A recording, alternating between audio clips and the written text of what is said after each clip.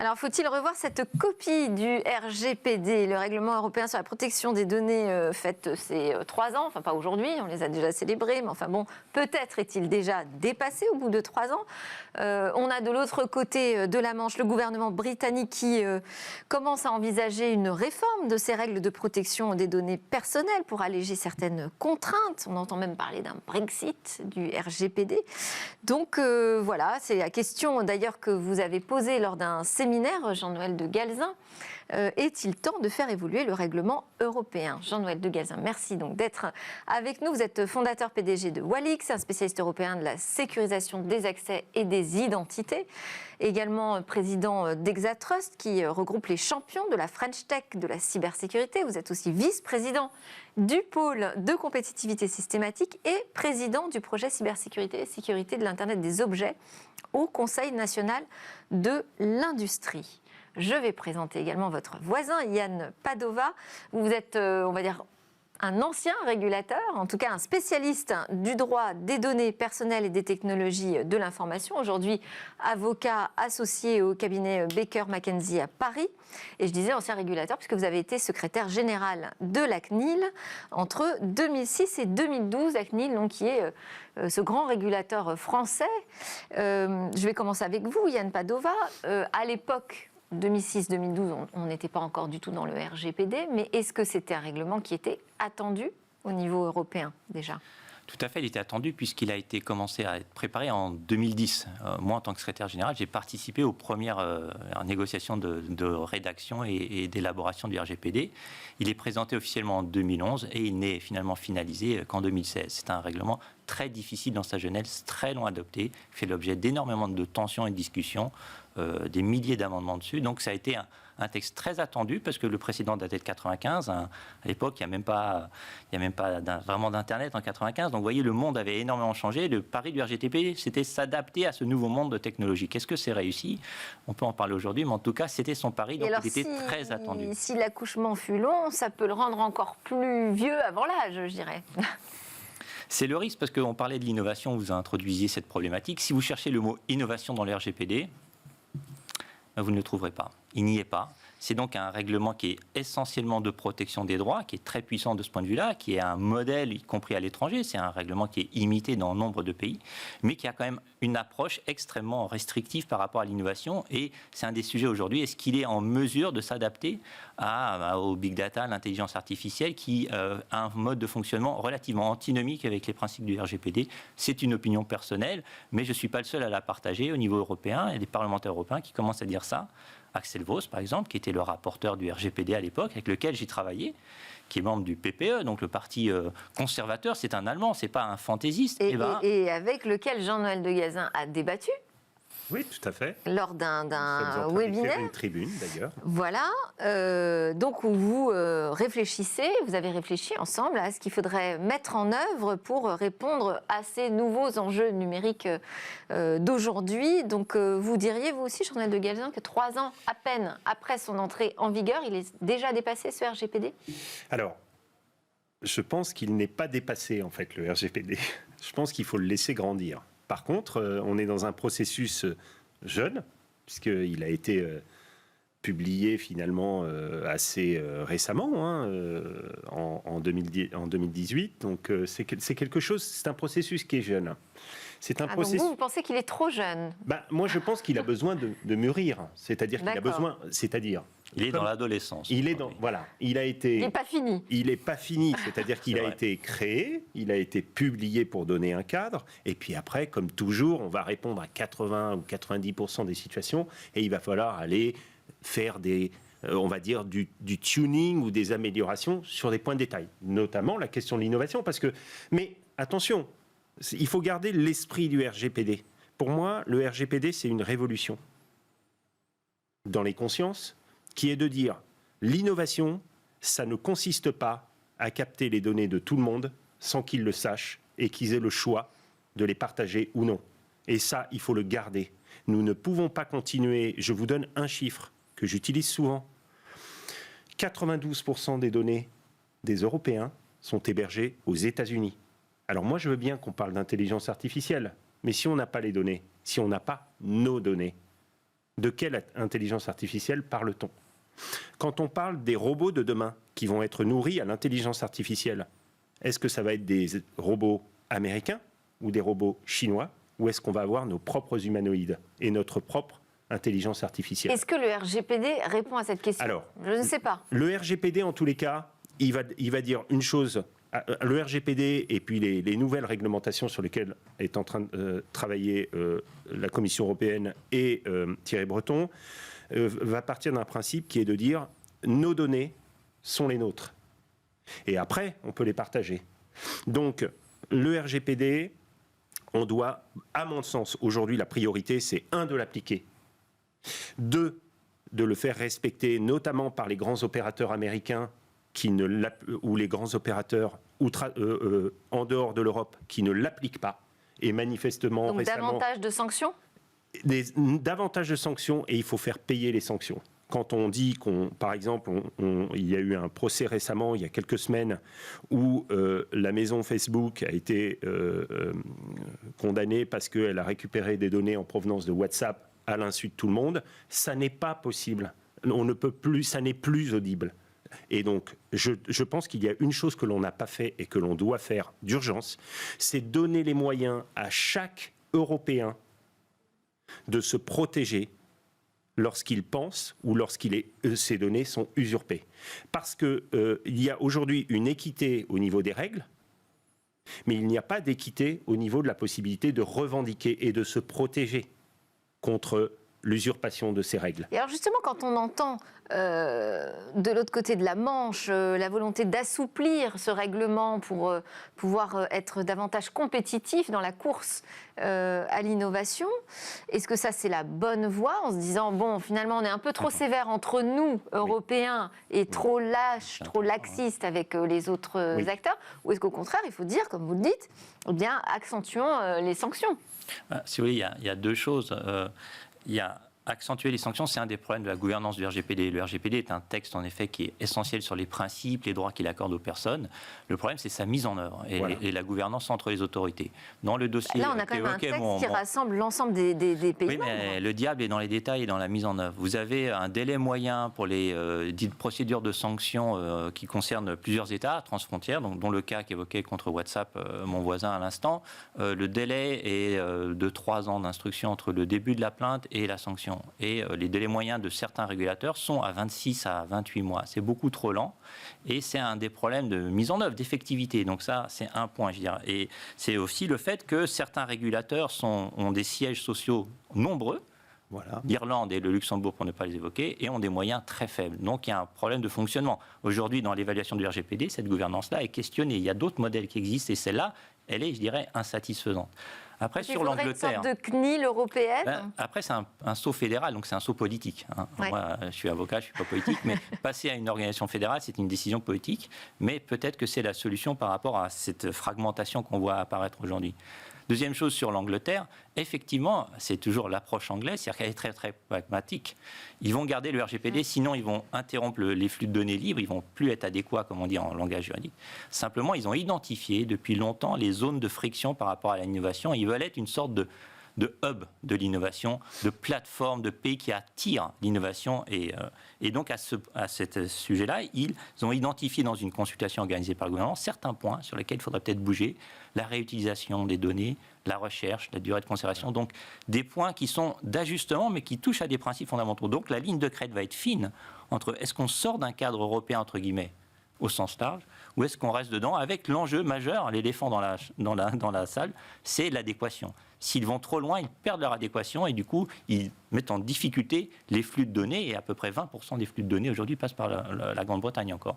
Donc ce serait un effet disruptif majeur s'ils vont trop loin. Est-ce qu'aujourd'hui, vous diriez aussi que ce RGPD freine l'innovation en Europe ? Alors, il ne freine pas l'innovation en Europe. En revanche, il nécessite de mettre en place des précautions de l'usage de la donnée.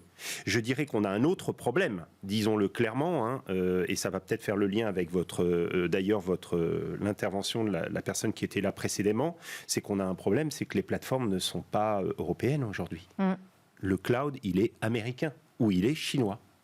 Donc ça veut dire que nous devons reconstruire nos territoires européens. C'est pour ça que pour moi, le RGPD est historique. C'est-à-dire que le RGPD... C'est une façon de garantir notre souveraineté. Oui, la souveraineté, pour moi, ce n'est pas une question de nationalité. Pour moi, la souveraineté numérique, j'entends, la souveraineté numérique, c'est une question d'autonomie.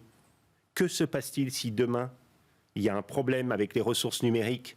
Est-ce qu'on peut limiter et donc du coup nous Européens se retrouver un peu comme on était face à la pandémie et l'absence de vaccins il y a quelque temps sur une autre pandémie sanitaire. Donc je crois qu'il y a un vrai sujet d'autonomie stratégique et il y a un deuxième sujet lié à la souveraineté, c'est la responsabilité numérique. Pour moi la responsabilité numérique, c'est qu'on ne peut pas continuer dans un monde où 92% de nos données sont aux États-Unis. Nous avons un devoir de créer des territoires numériques, des plateformes de cloud, des usines digitales, de reconstruire une chaîne de valeur numérique dans lesquelles on respecte les données. Mais si je reviens à la question du RGPD et de l'innovation, où est-ce que ça coince aujourd'hui ? Qu'est-ce qui doit changer pour libérer l'innovation en Europe ? Par exemple, il faut peut-être innover en inventant des systèmes d'intelligence artificielle qui ne manipulent que des données anonymisées. Ensuite, dans l'innovation, il y a ce qu'on appelle les données non personnelles. Et l'essentiel de l'innovation, par exemple, dans le domaine industriel. L'Europe est le premier continent industriel au monde. On a un enjeu devant nous qui est l'Internet des objets et un autre enjeu donc, qui va être mu par la 5G, etc., toutes les nouvelles technologies réseau. Et on a un deuxième enjeu qui est l'industrie du futur. On va manipuler des données non personnelles. Quel est le problème autour du RGPD avec les données non personnelles ? Donc, est-ce qu'il y a un problème aujourd'hui ? C'est tout à fait le problème, moi je vais l'illustrer d'une manière possible de manipuler des cohortes de données. Je vais vous dire une chose très très simple. Moi j'ai vu il y a quelques années, 3 ou 4 ans, il y a le patron technique, je ne vais pas les nommer, le patron technique d'un des GAFAM qui, au moment où il y avait des problématiques MeToo, expliquait qu'il allait utiliser l'intelligence artificielle à l'intérieur d'un réseau social extrêmement connu pour aller déterminer les problématiques de risque de pervers sexuels, etc., en analysant les données à l'intérieur de son réseau social. Et donc, en vertu de cela, il proposait simplement, dans un tweet, il proposait simplement qu'on donne encore plus de données à ce réseau social, on lui autorise à capter encore plus de données pour pouvoir résoudre les problématiques MeToo, les problématiques de pervers sexuels. Moi, je vais vous dire, je vais vous poser une question. Est-ce que c'est le rôle des réseaux sociaux, de régler ce genre de sujet ? Et moi, je vais vous répondre qu'on a fait beaucoup de débats sur le sujet et la réponse n'est toujours pas très claire. Mais est-ce que ce n'est pas le rôle des États ? Moi, ma question aujourd'hui, c'est vraiment sur ce règlement général de la protection des données que nous avons aujourd'hui. Quels sont les freins à l'innovation qu'il faudrait lever ? Il y en a juridiques et d'ailleurs, c'est intéressant, la CNIL anglaise s'appelle l'ICO et elle a organisé ce qu'on appelle un sandbox dans son domaine, ce qu'on appelle une zone franche d'innovation. Voilà. Pourquoi elle a organisé ça ? Et en plus, j'étais le conseiller stratégique dans cette initiative-là, donc j'étais très impliqué en Angleterre, parce que j'ai un peu prêché dans le désert en France. Elle a lancé un appel à projet auprès d'entreprises qui identifiaient des difficultés dans des projets innovants. Premier élément, il fallait une vraie innovation qui soit dans l'intérêt du public, qui ait un bénéfice social. Oui. Et donc, il y a un appel à projet en disant, écoutez, moi j'organise une sorte de zone franche dans laquelle on va pouvoir éventuellement lever certains principes qui posent problème pour voir le résultat. Eh bien, des hôpitaux, Heathrow, l'aéroport, des entreprises ont soumissionné et ont réussi à... Parce que l'idée, c'est de sortir avec un projet innovant conforme. Oui. Mais au départ, il ne l'est pas forcément. Pourquoi ? Parce qu'on utilise des données pour d'autres finalités. Principe de finalité. Pourquoi ? Parce qu'on utilise des données plus longtemps que prévu. Principe de durée de conservation limitée, enfreint. Principe de réutilisation à d'autres finalités, etc. Information impossible au départ parce que finalité inconnue. Donc vous voyez, des tas, en fait, juridiquement, il y a énormément de problèmes quand vous rentrez dans la granularité de l'innovation. Et c'est dans le cas de la recherche, finalement. C'est une recherche, mais par l'entreprise et par les structures publiques. C'est donc, là, l'intérêt, c'est que ça montre très précisément où peuvent être les freins. Donc le RGPD est un bon texte, simplement, il a ses limites. Et évidemment, c'est un peu bizarre que ce soit l'ancien secrétaire général de la CNIL qui dise, mais moi je pense que sur l'innovation, il y a de la friction. Oui. Et elle est fine, mais elle est là. On l'a vu dans le Covid aussi, dans le partage des données de santé. Oui. Pour telle finalité dans l'hôpital, mais ça peut servir à d'autres choses. En corrélant avec d'autres données, on peut avoir une intelligence sur les parcours, sur la pandémie, sur sa géographie. Tout ça, c'est du partage de données. D'ailleurs, on s'est félicité aussi du RGPD comme étant une façon de mettre la cybersécurité au centre de toutes les préoccupations des entreprises. Ça, c'est vrai, mais ça n'a pas empêché quand même les fuites de données. Non, la cybersécurité, c'est quelque chose qui va permettre de contrôler l'accès aux données, identifier qui accède à quoi. Ça va être l'instrument pour l'application du RGPD, ça va être l'instrument pour protéger les données, les chiffrer, faire en sorte que les infrastructures ne se fassent pas capter des données, que les entreprises ne se fassent pas voler les données. Donc je pense que la cybersécurité est l'instrument qui va permettre de mettre en application. Et du reste, vous avez vu ce matin, il y a eu une annonce de Thales qui faisait un accord avec Google, alors que déjà Microsoft avait fait un accord avec Capgemini et Orange pour créer des clouds. C'est-à-dire, c'est quoi? Et il y a Gaia-X aussi, dans lequel sont rentrés Palantir et les GAFAM. Il y a un sujet qui est, encore une fois, c'est ce que je disais tout à l'heure, les territoires. Aujourd'hui, les plateformes ne sont pas les nôtres. On a eu l'affaire du Health Data Hub qui pose exactement ce que vous venez de dire, à savoir comment est-ce que, en fait, Stéphanie Combe, la patronne du Data Hub, elle dit, moi, il me faut les technologies les plus performantes, avec les services les plus performants pour faire jouer les algorithmes et être très pointu en matière de recherche. Mais donc, il y a peut-être un moyen très très simple de régler le sujet, c'est que plutôt que de faire exister des sortes de paradis, un peu comme les paradis fiscaux, mais des paradis digitaux, de non-droit sur la donnée, ce qui pourrait arriver, ou ultra-libéraux, si d'aventure certains pays entiers venaient à sortir du RGPD ou à l'adapter en étant trop libéraux, on pourrait imaginer un cadre qui permette, dans le cadre de la recherche, avec ce qu'on appelle, le terme de zone franche n'est peut-être pas le terme approprié, mais un cadre qui va permettre, dans le cadre de la recherche publique, sur des sujets dont on a besoin, sous forme d'appel à projet, l'Europe a mis en place des fonds très importants pour investir sur ces sujets de protection des données, de création d'infrastructures, de développement des services digitaux. Peut-être faut-il créer simplement le cadre qui va nous permettre, dans la recherche, d'utiliser les données en encadrant cela sur des sujets bien précis. Alors, ça va peut-être faire avancer la recherche. J'ai une question là vraiment pour l'avocat. C'est aujourd'hui, on a ce règlement européen sur les données personnelles. Mais visiblement, il n'est pas suffisant puisqu'on est toujours en attente de trouver un bon bouclier pour la question de l'extraterritorialité des données. Parce que ce dont vous parlez, le Health Data Hub, donc cette centralisation des données de santé des Français qui a été confiée à l'hébergement de Microsoft, a posé cette question sur la table. Quid du Cloud Act qui permettrait aux États-Unis d'avoir accès à ces données dans certains cas de figure. Pourquoi le RGPD aujourd'hui ne répond pas à la question de l'extraterritorialité des données? Le RGPD, le principe est le suivant, c'est la protection suit la donnée européenne. Si la donnée européenne sort de l'Union, elle doit être aussi bien protégée que dans l'Union. C'est ça son principe. Donc c'est pour ça qu'on encadre les transferts, c'est pour ça qu'on ne peut pas faire n'importe quoi quand on a un pays adéquat, etc. Donc, d'une certaine façon, c'est aussi un règlement qui a une portée extraterritoriale. Voilà. Mais pas suffisante, visiblement. Elle l'est, puisque finalement, par exemple, il y a eu un arrêt de la Cour de justice européenne qui a invalidé le mécanisme de transfert aux États-Unis, qu'on appelle l'arrêt dit Schrems 2, parce que les garanties étaient insuffisantes et que les droits de surveillance étaient trop intrusifs par rapport aux exigences européennes. Donc, il y a un bloc. Pour autant, on travaille sur un autre privacy shield. Après, c'est une question.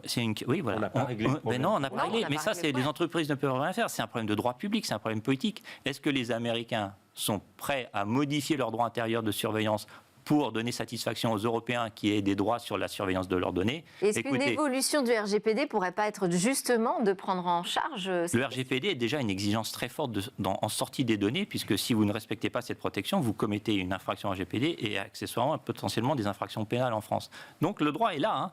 C'est juste que, si vous voulez, après, il y a un aspect politique. C'est aussi un problème politique. Est-ce que les gouvernements sont prêts, américains, aujourd'hui j'ai pas l'impression, à faire des efforts pour modifier leurs droits?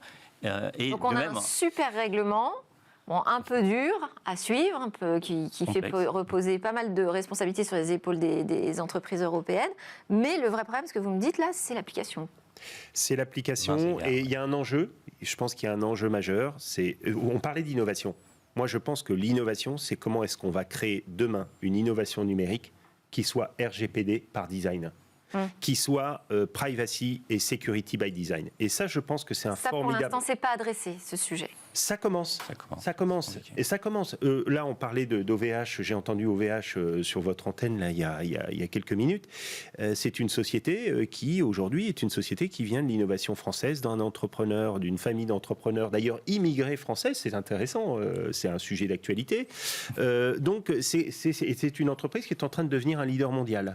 Nous, dans la cybersécurité, les entreprises qu'on fédère à l'intérieur du groupement Exatrust, par exemple, on est un certain nombre d'ETI qui commenceront à être installés, si je prends le cas de la société Walix, on est dans 10 pays différents. Bon. On a l'opportunité de créer des géants du numérique qui défendent une vision d'un numérique. Eh ben, on est d'accord. On va continuer sur la lignée de ces sujets très engagés pour ce numérique français.